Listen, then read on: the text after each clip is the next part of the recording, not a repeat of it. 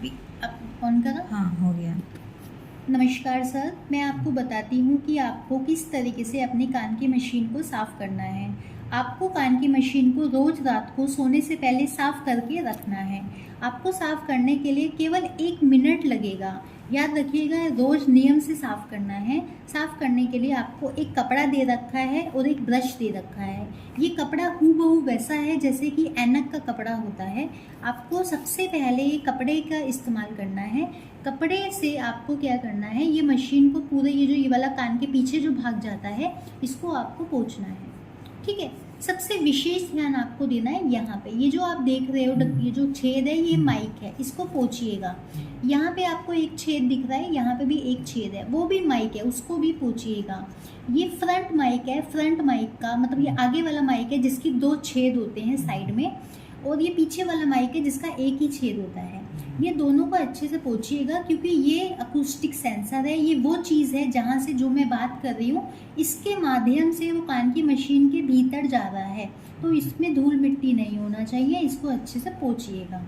पूरी मशीन पे ध्यान देना, बट वहाँ ज़्यादा ध्यान देना। पिताजी, यहाँ जो आप देख रहे हो ये रबड़ जैसा, ये कान के भीतर जाता है, तो कान का कचरा इसमें जाने की संभावनाएं हैं। तो पिताजी, इसको भी आपको थोड़ा सा पोंछना है। ठीक है, ये प्रक्रिया करने के बाद में सेम प्रक्रिया को आपको ब्रश के साथ में रिपीट करना है।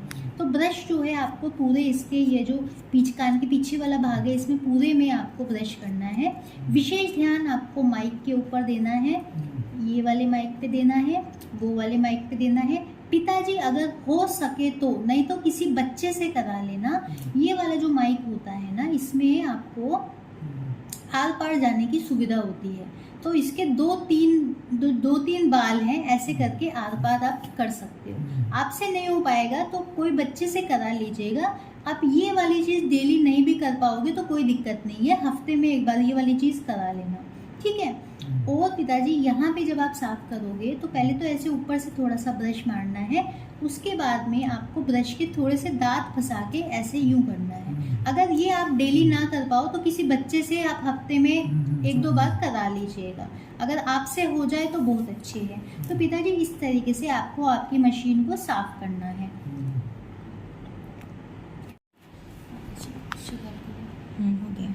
पिताजी, मैं आपको बता देती हूँ कि आपको ये क्या करना है, मशीन कैसे बंद करनी है, कैसे चालू करनी है। तो आपको इसको अपने बाएं हाथ में पकड़ना है। ठीक है, उसके बाद में एक उंगली आपको यहाँ पे लगानी है। ठीक है। हाँ, और पिताजी, यहाँ पे कुछ उभरा उभरा है, आपको अंगूठा यहाँ लगाना है, उभरे वाले भाग पे उंगली यहाँ लगानी है। और ये जो पाइप है, पाइप के दिशा में इसको दरवाजे को खोलना है। ये इसका दरवाजा है यहाँ पे। ठीक है, अभी थोड़ा सख्त है क्योंकि ये नई मशीन है, जैसे जैसे आप इस्तेमाल करोगे थोड़ा सा ढीला हो जाता है। तो पिताजी, आपको जब भी इस्तेमाल नहीं करना तो मशीन ऐसे खोल के रख देना है। ठीक है, तो ये ऑफ हो जाएगी। इससे क्या होगा, मशीन ऑफ हो जाएगी और बैटरी भी नहीं खाएगी। ठीक है, जब आपको इस्तेमाल करना है इसका दरवाज़ा लगा लेना, टिक करके आवाज़ आता है, ये लग जाता है। ऐसे दरवाज़ा बंद होता है तो मशीन चालू होती है, ऑन होती है। दरवाज़ा खोल दोगे तो मशीन ऑफ हो जाएगी। जब इस्तेमाल नहीं करना, दरवाज़ा खोल के रखना है। पिताजी, जब मैं आपको घंटी की आवाज़ सुनाई थी, वो घंटी की आवाज़ आने पे ब्रश में यहाँ पे चुंबक लगी हुई है, तो ये चुंबक से ना आप इसको निकाल लेना। ठीक है।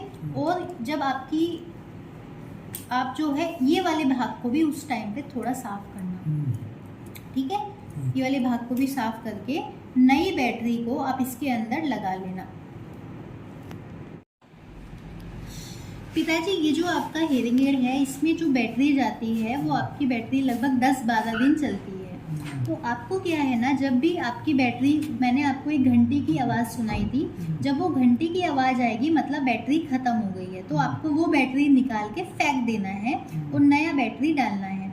आपका जो बैटरी है 13 नंबर का बैटरी जाता है इसमें। अगर आप नंबर भूल गए हैं तो याद रखना कि जो ऑरेंज स्टिकर, नारंगी स्टिकर वाला बैटरी कभी भी अगर ख़रीदनी पड़ जाए बाहर से तो आप ये वैलिडिटी देखकर ही खरीदिएगा। यहाँ पे वैलिडिटी लिखी होती है, ऐसी खरीदना जो आगे तक की वैलिडिटी हो, तो आप स्टॉक करके भी रख सकते हो। बैटरी को यहाँ पे ना ऐसे इसको खींचना होता है, तो ये ऐसे करोगे तो खिंच जाएगा, फिर ये ऐसे गोल गोल गोल गोल घूमता है। आप एक एक बैटरी निकाल सकते हो। एक मशीन में एक ही बैटरी लगती है।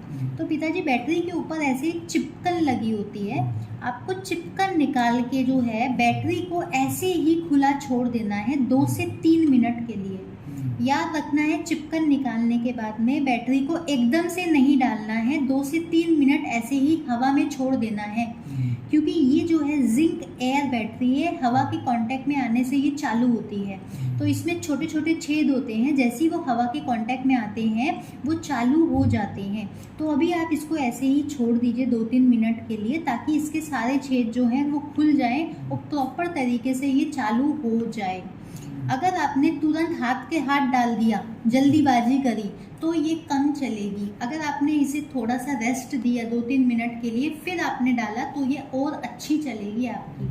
तो बैटरी ऐसे डालने के बाद में फिर ऐसे पकड़कर इसको दरवाज़ा खोल दीजिए इसका। देखो बैटरी में एक तो चपटा भाग होता है और एक ऐसा ये रिंग वाला भाग होता है। याद रखिएगा चपटा वाला भाग ऊपर की तरफ होना चाहिए और आप इसको लगा लीजिए। जब भी इस्तेमाल नहीं करना है दरवाज़ा खोल दीजिएगा। ये इसमें बेस में चुंबक लगी होती है, आप इसके माध्यम से जब कभी बैटरी चेंज करने की नौबत आएगी तो इसका इस्तेमाल भी आप कर सकते हो। इसको लगाने के लिए भी इस्तेमाल आप कर सकते हो। ठीक है।